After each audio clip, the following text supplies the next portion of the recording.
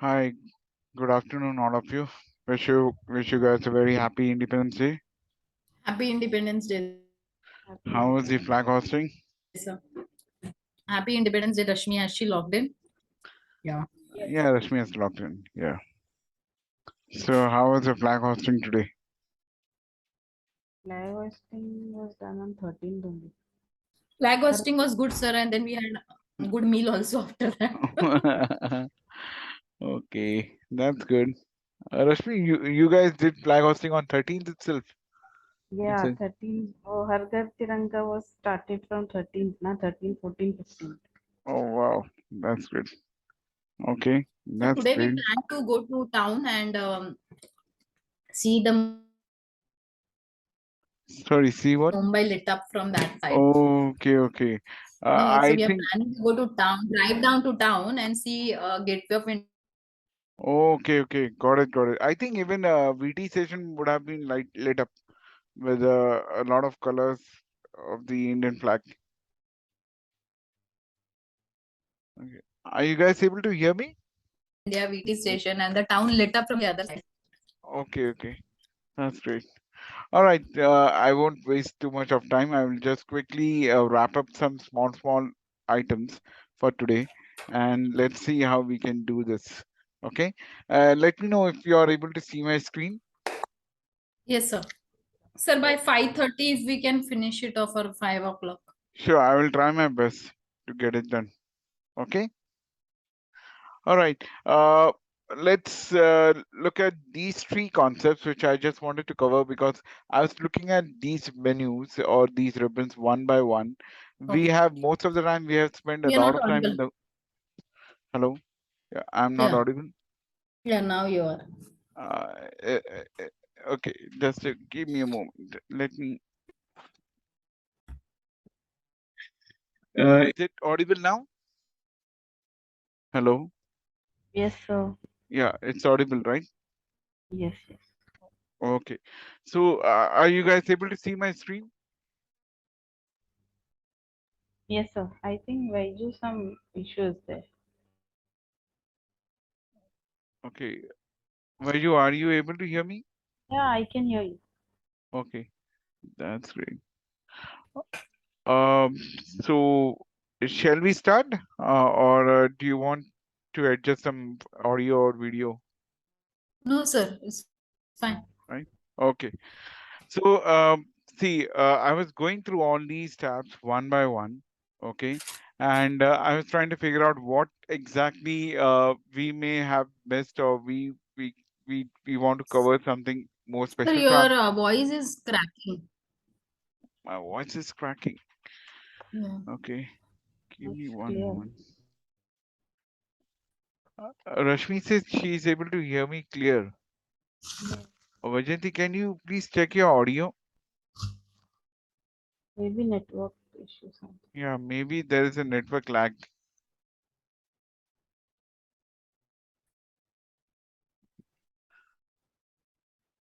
Hello. Yeah, Vajanti, we are able to hear you, but are Have you you able to spoken hear us? anything, sir? Yes, yes, I have spoken. Are you able to hear me? Yes, yes. Now I am able to. Okay, I think there is a network issue at your end. Maybe you may have to just look at your network and probably just dial back in, or do you want to check anything on the network side? Hello. Yeah, Vajanti, are you able to hear me? Yeah, I am able to hear you, sir. Continue, please. Okay. All right. So I was going through all these ribbons one by one, and while going through it, I found there were a few concepts which I just wanted to cover up. Especially yesterday, we were covering up the insert ribbon. In the insert ribbon, we found a pivot table. There was table. There's a lot of shapes. We covered some graphs, and there was this small thing which is called as spark lines. Okay, spark lines are nothing but they are special type of graphs which can be created within a cell. Okay, within a single cell. Now, do you see this particular thing? Okay, this is an example of a spark line. Okay, in a single cell, you can see the graphs appearing over there. Although these graphs are not too much in detail as what you see a regular graph. Okay, these graphs don't have access or don't have information about what the axis is trying to say about. They are just coming up like column charts, or maybe at at the max you can have a line graph, or you can have something like a win or a loss situation. Now, win or loss situation, here is what I have just planted over here. Maybe there can be some scores, you know. Sir, I'm not able to hear continuously. Vajati, I think your audio issue is an issue over here. I'm trying to say, and Rashmi is able to hear me correctly. I think, can you please check your audio and log back in? Hello?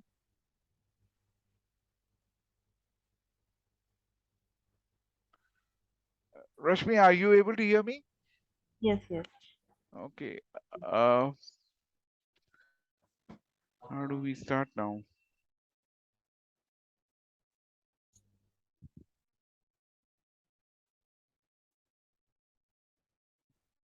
Vajanti, are you able to hear me? Yes, sir, please continue. Hello? Yeah, now I'm able to. Vajanti, I think there is an Yes, issue at, I'm able to, sir. okay, there is an audio issue at your end. If you could just check your network, I think that network is causing a delay. Okay. Okay, thank you. So you can see over here, these are some graphs which we have created in a single cell. Like in India, uh, uh, you can see that we have just planted that India has played 5 matches, out of which the first match India won, the second match India won, the third match India lost, and the fourth match India was able to win, and again it lost that match. So I have just planted a 1 and 0 concept. 1 stand for India won the match, and 0 stand for India lost the match. So what we can do is we can use sparkline. So sparkline is very easy to create. I'm going to create the sparkline again for you. I'll select a cell where I want to create the sparkline. Then I will go to this insert tab, and in the insert tab there is the sparkline grid. Okay, you can click on any of them, line or column or win and loss. Now here I'm looking at win and loss situation. So I'll just click on this. It gives you a dialog box which says create the spark line, and it asks you for a date range. Now this last spark line which you will create will be created on the cell V3. That's what is showing over here. The location range is V3. The data range is what is asking you. Now if you give this as a data range over here, that you have 5 matches and you're giving a range of P3 to T3, and you click on OK, you will see it gives you a very beautiful looking small graph, which is basically called as a sparkline. So whenever India won the match, it showed a dark dot or a dark dash. Okay, and wherever India has lost a match, it shows you a gap over there. Okay, it's a nice way of trying to summarize your data in a single cell. Okay, it's not too intuitive. I mean, you have to uh, possibly look at the data from where it's coming. So anytime you see this kind of a graphs appearing in single cell, always remember it's a sparkline. Okay, so if I change these numbers, say India won all the 5 matches, okay, you'll see all the 5 bars splitting up, and that means that India played 5 matches and won all the 5. So that's how you try to signify this particular thing. So you can just play along. There is another way in which you can represent these sparklines. Say there was this data of a university of students. There are like 792 students which appeared for different marks, okay, different for a subject, and they scored different marks. Now the scores are basically ranging uh, from 20 to 90 or 99 or maybe 100 also, I don't know. Yeah, it's there is 100 also, so it's ranging from 20 to 100. So what we did is we bucketized these 20 to 100 into different buckets from 0 to 10, 10 to 20, 20 to 30, and so on. And then we created these bins with the upper limit 10, 20, 30, 40, so on till 100. And then we use the frequency formula which we had studied yesterday, and we applied it like an array across these uh, range of cells, and we got a good distribution of data. So you can see the marks which are scored. z- uh, 0 students scored anything between 0 and 10, but there are 10 students who scored between 10 and 20. Okay, in that range. And then there were 95 students which scored between 20 to 30. So it's really a bad uh, kind of situation for those students, because in Indian education system, 35 or 40 is a passing mark. So you can see clearly that these students have almost flunked the exam. Okay, these are like 200 students. My God, that's so bad. So 200 students have flunked the exam completely out of 792, and the rest of the students have passed out. But look at this. In the center, there is this major population happening on 60 to 70 to 80. That means, on an average, you can say that maximum students who have earned good marks are between 60 to 80. So, on an average, any students who appears who attempts to this course, he can score between 60 to 80 if he's an average good student. But if he's more than average, maybe he can score more than 90 or more, or almost 100. So that's all the story is all about. So all this data was plugged in into a single graph, into a single cell, I would say. So let me just plant this cell again. I'll just delete this particular thing, or else I can create a new graph over here. So creating a new graph, I'll just go to insert, and I will say I'm interested in the column sparkline. Okay, or you can go for line sparkline. So when you click on line sparkline, it's telling you this is going to be created in I1 cell. Okay, this is I1 cell, and I'm asking you for a data range. So if I give them this data range, the frequency of data, and I just click on OK, you will see a line appearing in this fashion. Okay, you can also customize this line. You can make it different color like green. You can try to give it a different whatever kind of style which you want to give. You can give it over here, and you can see the the line graph is basically trying to show you that how distributed this population is. Okay, it's basically, if you take all these column bars and you start plotting a line on the border of it. Okay, this is what is the shape which you will get. So you can either go for the line graph, or you can go into, there's a special ribbon for sparkline which appears. You can go over here, you can edit this line, you can go to column chart. If you want, it will create a column chart for you and show you how the data is represented in this. Okay, so this way you can just try to possibly play with this particular data. Now, one interesting thing which I forgot to mention over here was about the score lines. If India has lost any match, instead of putting a zero, you can put a -1. If you put a -1, okay, say India lost two matches, okay, the match three and match five. So you can see the first two matches India won, so it showed a blue on the top. India lost the third match, so it showed a red, which was below. The fourth match again India won, so again there was a blue bar, and the fifth match India lost, so there was a red bar below. So this seems to be a good indicator of a small data. It's a very small summarized data. You don't need to create a dashboard for it. You can just use it for your own KPCI or your own trend, to show how is the data performing, how is India performing in this case. So you can show it like a small trend line. In this case, you can create a big graph which can explain the entire population, but if you want to keep it in a just to show it in a single cell, maybe there is a space shortage in your dashboard, you can always use sparklines to show your data in a single cell. So that's the concept. So any questions you guys have on this regarding the sparklines? No, sir. Vajanti, No, any questions from your side? no, sir. Okay. So Sparkline was something which was missing from yesterday's session. So I just thought of adding it in today's session and completing this. Okay. Very quickly, I'm going to show you this draw feature. This is a new feature which has come recently in Excel from 2019 or 2019, I think, 2016 onwards, sorry.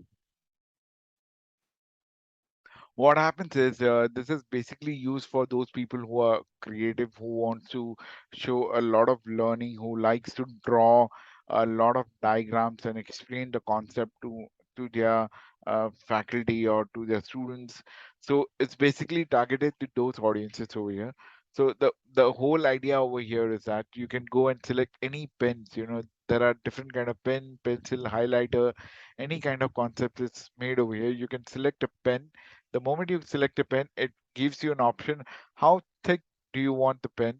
You can keep this thick, or you can keep this thick, or you can even keep it microtic, very small. So it depends on what choice of pen you want to create. By default, there are some colors created for you. These colors will get automatically created if you are more of an effect kind of a person who likes to create some sparkling effect. You can probably create or use any of these effects, okay, for doing this. So if I select this right now, and then I can draw different diagrams over here. Okay, you can see there's a triangle which I draw, and once this particular thing is done, then you can either draw your own signature. Whatever your signature is, you can try to create your own unique signature by using whatever font or whatever uh, color you are interested in. Okay, one small concept which I want to explain over here is that once you have drawn this particular thing, you can probably create this object and paste it anywhere.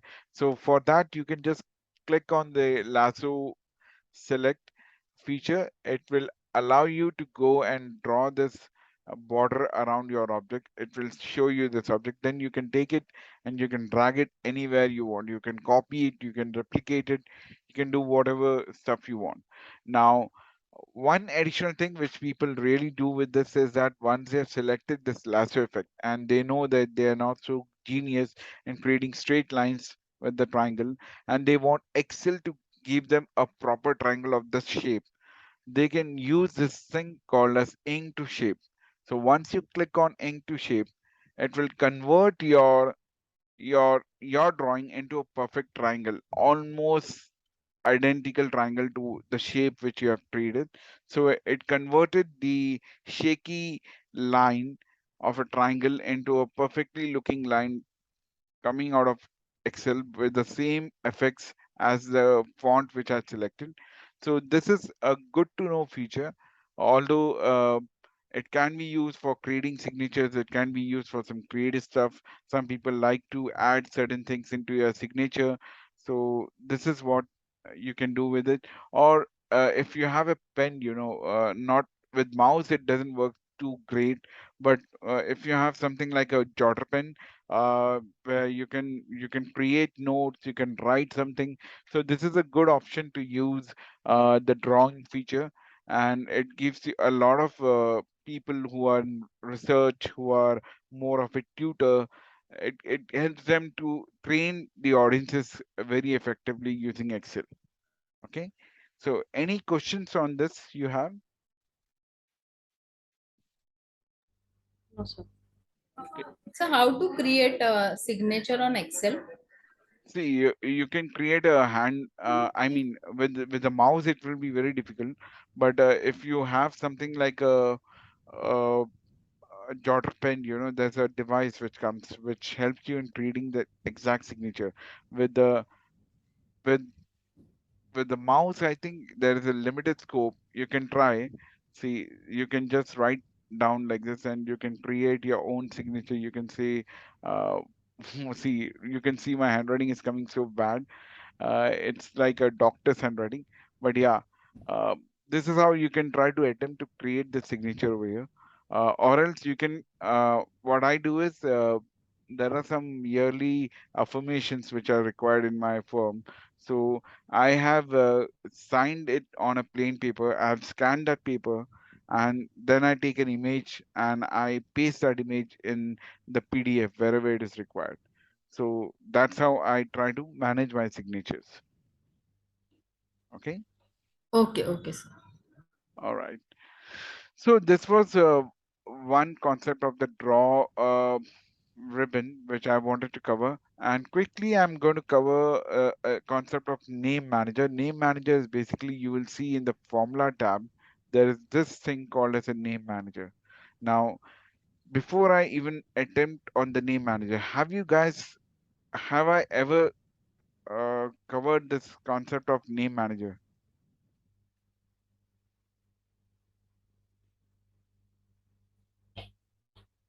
No, sir. I don't think so. Rashmi, do you recollect anything about the name manager? Oh, yeah, sir. Was it during the filter time that we wanted to create, suppose name Tom, John, this, that, this? No, no, this was used during the VLOOKUP thing also. And it is basically used for the name range. I mean, uh, let me give you an example on this. Yeah, yeah, See, I got it, sir. So, I think if you had to copy a list of names and you yeah. wanted the first three alphabet or so, that time I think you had mentioned about this. Um, Not that. Wait a second. Let me just get rid of this pen because this pen effect will show up everywhere. So you can see this pen effect is showing here. I can just press Control Z and the pen effect is gone now. So let me get rid of this. Let me delete this and press escape. That's it. Okay. So what you're trying to say is that that was edit custom list, I think, which you were trying to refer to. Say there was Hermeet written, and then I just go and select. Sorry, why is this help coming up? Okay. I go and drag this, so I get this particular name automatically appearing. This is a an enum which I have created on my own.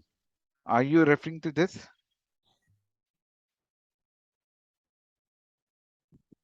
No, right? Uh, no, sir. Okay. Let me clear the concept again. So here is some transactions which have happened. Okay, and these transactions have happened over a period of 1 year or so. And what we did is uh, we have collected these transactions and kept it over here. So I asked someone uh, who is basically a car s- sale client. Okay, he sells second-hand cars. Okay, this guy is selling a second-hand car, and whenever he sells a car, he just documents the final selling price of the car and maintains this kind of log. So over the last 6 months or so, this guy has sold 216 units of car, second-hand car. Okay, he sold 216 units of second-hand car, and there were different prices at which he sold these cars.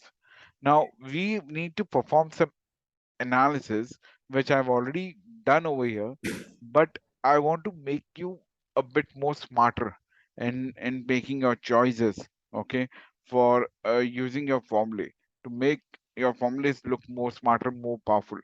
So what the first requirement is that what is the maximum selling price which this or the transaction which was the most highest selling car. That is what I'm looking out for. The max means what is the maximum amount of transaction or what is the maximum selling price we have got for a car. That's what we are trying to aim for it. Now, as you can see on the screen that I have used a max function. Okay. But imagine I'm using the match function in this way. I'm clicking on max. Okay. And then I open the brackets, and then I have to select this entire range, right? So I go and select the entire range, and then I press Control Enter. The moment I do this, once it gets the range, only then the logic behind the max function triggers, and it identifies which is the maximum uh, value of the selling price over here, and shows me that value, which is 597,000, which means in Indian rupees it's like 5,97,000. Okay, but if I need to keep on doing this particular thing, if I need to keep on referring to this range again and again for different formulae, do you think going and manually selecting this range will is a good idea? No, you can. Sir, you had made a table and named it as V2 or something like Yeah, that. yeah, yeah, yeah, yeah. You guys are now coming back into those. हाँ ये हम लोगों ने किधर तो किया था, right? So what I do is, one smart way is that I can go and select this data once, okay, and then I can give a name to this range.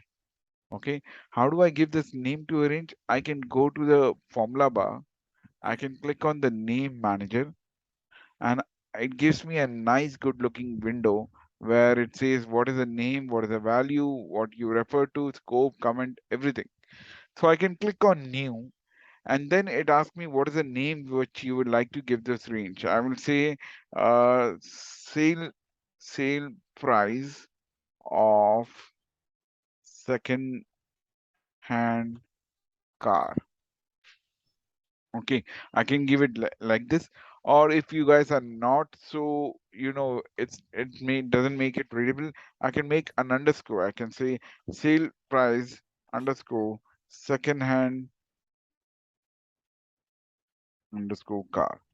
Okay, but don't give a space in between, because that will be against the rules of Excel.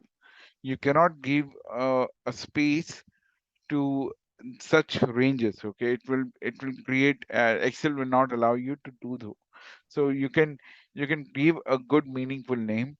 Here is a range which you have selected, the worksheet name and the range. So here says it's a name manager worksheet, and then there is a exclamation mark which indicates that, okay, in the name manager worksheet, whatever comes after the explanation is the range, the cell range, and it's coming from A1 to L18, and it's locked automatically.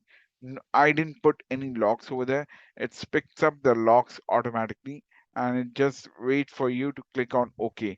Now, either you can keep this range active on a workbook level, or you can do it on individual sheets, that I want this range only to be active for Sparklines worksheet, or only for the drawing worksheet, or only for the name manager worksheet, or I can do it for the whole workbook. So anywhere in any sheet I can call up this range, and I can use this range for my formula.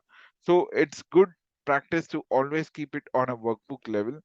So once you have done this, you can click on OK, and the moment you click on OK, you will see a registry entry over here in the name manager. Okay, with the name as sale price second-hand car. Now, why I give a starting as an underscore is to indicate this, that this is something my own style, my own way of trading, my own customized name range. Okay, it will.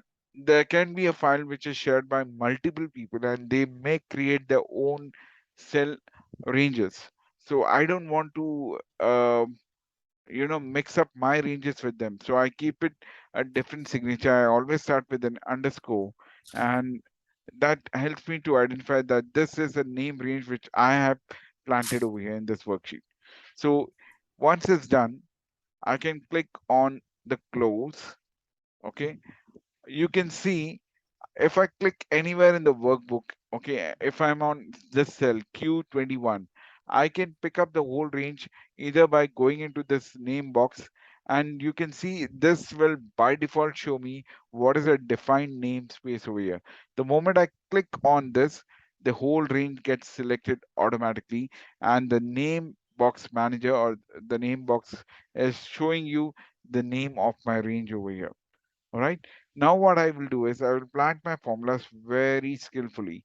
I'll go to equal to, I'll say max. Now, the moment I've put max, I can just press tab, it opens a bracket, and then I can press F3, which will show me the kind of name ranges which are defined within this workbook. And I can select my name range, I can click on OK, and I can close this particular thing. The moment I do this, I don't need to go and manually drag my range and select it again and again. I just need to press F3 and refer to my defined data range.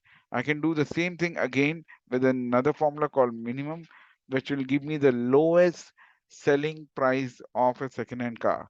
Now again over here, I'll press F3, select this range, click on OK, press the enter, and I get this RMC. Now again, I go to count, I select the tab, I select the range F3, and I select my range. I click on OK and I press enter. That's 216. Now, uh, you can, I don't know if I have covered this particular thing, but if you want to cover what is the second largest selling price. So this is the largest selling price of 5,97,489, and this seems to be the second highest selling price, 5,97,000, but 30 rupees behind that. So how do you derive this? There's a function called as large function which you can use. It refers to an array. Array means this range. Again, I will press F3, pick up the range from my references, and then put a comma, and then I will say, okay, I'm interested in the second largest field. So I'll just hit enter. That's how. Again, if I press Control D and I just go back and change this 2 to 3, so it gives me the third largest selling price, which is 5,96,096 as a number of leads. So any confusion you have in the way I have used this namespace manager? No, sir. Sure. No, sir. All right, that's great. So this is the first concept which I want to clear. And apart from this, there are two more things which I'll be covering in the next week, which is on, on this coming Saturday. One is a conditional formatting. There will be exclusive session only on conditional formatting. Conditional formatting is, if you click on home, you will see there is this thing called as conditional formatting. Okay, and there will be along with that, I'll club that session with something called as sort and filters. There is an advanced filter, there is a sorting method which will look, those two things will be covered simultaneously in a single session, which will happen on Saturday, and on Sunday we will start with the final session which is called macros. We'll try to see how we can automate a monotonous job. So that is one thing. And now I'll send you another link. And in that link, we will just take one example of a very good data analytics example. Okay, there is some data which you will get, and this is a modern way of uh, cleaning data, processing data, and also trying to create this data in a very smart way. So you should learn, or you should try spending more time on this modern way which I'm going to teach you in the next link. Okay, because that thing will open you a way to understand Power BI. Okay, those people who are interested in studying Power BI, they need to know this concept which I'm going to cover in the next link. Okay, that is going to help you with how you manage Power BI. Okay, so that's the plan. And this Saturday, Sunday is going to be conditional formatting, it's going to be filtering, advanced filtering, and sorting. And then there will be some macros which we'll cover. And I'll keep one session reserved only for your advanced data templates, which you had requested for, like the expense sharing, like I think there was something about forecasting, which you were mentioning about. I'll try to cover that also. And then we will keep one reserve session for any doubts if you have, and we will close this particular batch itself. Okay. Sir, what I had was expecting is like in the basic, if you could just run through these things like the clipboard, what it has, fonts, alignments, numbers, styles, editing, cells. Like if you can just run through it in 45 minutes, what all it includes, so that at least the screen is taken care of. Okay. Is that Uh, possible? See, I'll try it my best. But what I would suggest you is that if you could just refer to my videos, which I've already shared in the templates, and if you can come up with a list where you have specific doubts on certain things, which you use in your BAU work, and you are not clear about it, probably that will be more effective rather than me going and picking up these things in a random order in 45 minutes. I think the more effective will be if we can pitch to those problems which you are not sure of what the solution is. Uh, no, my thing was like, suppose there is merge and center, wrap text. I don't think so. We have run through these things also. See, madam, So that is very basic. It's like a very simple thing. I don't know I'm just why. talking about one Okay. or two things. I mean, I'm just saying that there are many such tabs there. So whatever is commonly used, if you could just run through. See, okay, I'll try to do it, but these are very self-explanatory kind of a thing. It doesn't require any kind of a specific tutor to actually look out for this. This is like if you try to do it on your own, you may be in a position to understand this thing on your own. This is something which is a very basic unit. It's like the name itself suggests it's a merge and center, so it will take two cells and merge them together. And once it's merged, then you can keep on writing anything into it and it will start to accommodate this particular thing. But I'll try to do it, but doing that particular thing in 40 minutes would be not possible. To cover those things at that unit level, it's going to be very difficult for doing it. So that's why I'm saying if you could come up with a list of things which you want to really understand on this, that will be more effective. I can focus those 40 minutes or 1 hour session on that particular point and try to elaborate more on that. Uh, okay, I mean, I don't know what to ask, but it is okay Hmm. because I was told that there'll be 7, 8 classes on basics. So I didn't understand what was basic that they said, because I was primarily telling them that I'll join for advanced. They said, no, you join basic, there'll be 7, 8 classes on basic, and then we would take you to the advanced classes. So what does basic include? I wanted to know because we just had one class and then we went into data. That is the reason I asked. See, madam, the basic class which we did was the very first class which I did with Rashmi. And in that, the basic thing is basically how you do the data entry over here. Okay. If you're expecting 7, 8 classes on a basic, that is No, really, I didn't expect. They told me. I think then they have set up some wrong expectation on that because no one actually covers anything on a basic level for 7 to 8 classes and then go for the advanced Excel on this.